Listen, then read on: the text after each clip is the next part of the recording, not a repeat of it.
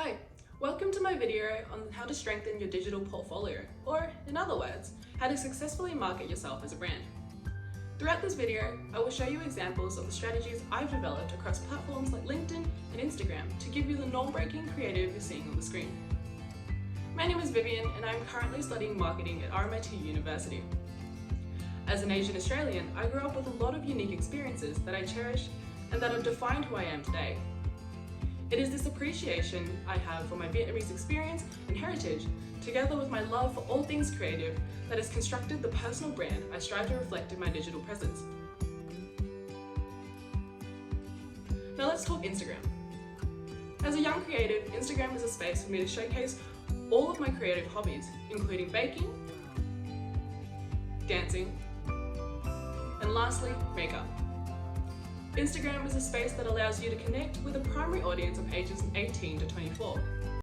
This platform also allows you to visually curate your brand personality to your likings, giving you full control of how people perceive your brand. In creating my Instagram content, I've adopted Jonah Berger's 6 steps to idea virality. These steps detail the criteria that ideas must generally satisfy to become viral or at least gain some traction.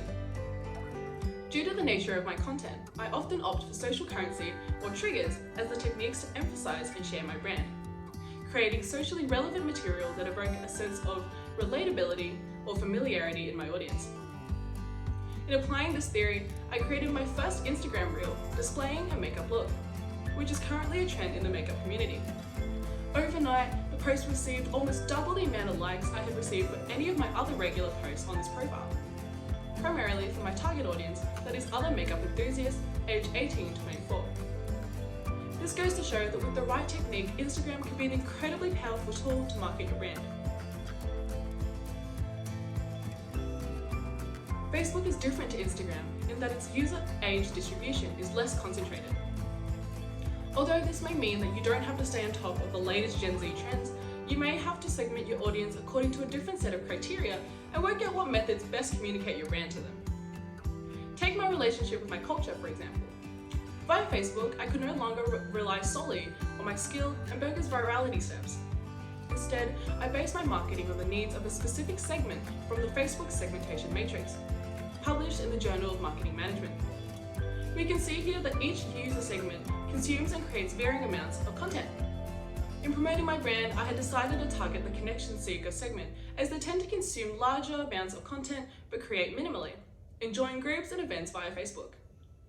What I did was create a private group called Subtle Old Viet Music. This is a Facebook group which I've created in appreciation of my unique taste for Vietnamese music between the 1940s and 80s. This group not only allows me to promote my creative interests, but also to connect with a targeted audience and share content that is explicitly on brand with who I am. With all that, the most important tip that you must remember is consistency. Taking it back to Marketing 101, you'll recall that a strong brand must be a consistent one. This means that across all your platforms, you must maintain a consistent message, or at least elements from all facets of your brand. In my case, I've ensured that I include elements of my Vietnamese culture on my Instagram and creative content on my Facebook to balance out the primary content on each platform. In a professional context, I went back to my LinkedIn profile and added a banner that better reflected my appreciation for creativity. I made sure that my profile not only listed my skills, but also reflected it visually. This not only keeps my brand consistent throughout my digital portfolio, but also communicates to the audience, i.e. potential employers, the creative value I may bring to any future jobs. Formulating a strategy to present one's personal brand is important, but we should pay careful attention to maintaining it. In the context of my brand, this means actively engaging with my audience, consistently posting on or updating my profile, reaching out to other creatives, and so on. This step is not only crucial in reiterating your social value as a brand, but also in ensuring the social media algorithms favor your activity. In strengthening your digital portfolio, there is nothing more important than maintaining the reputation that you've worked so hard to build. And that's all from me. I hope you enjoyed what I had to offer and learned something new today.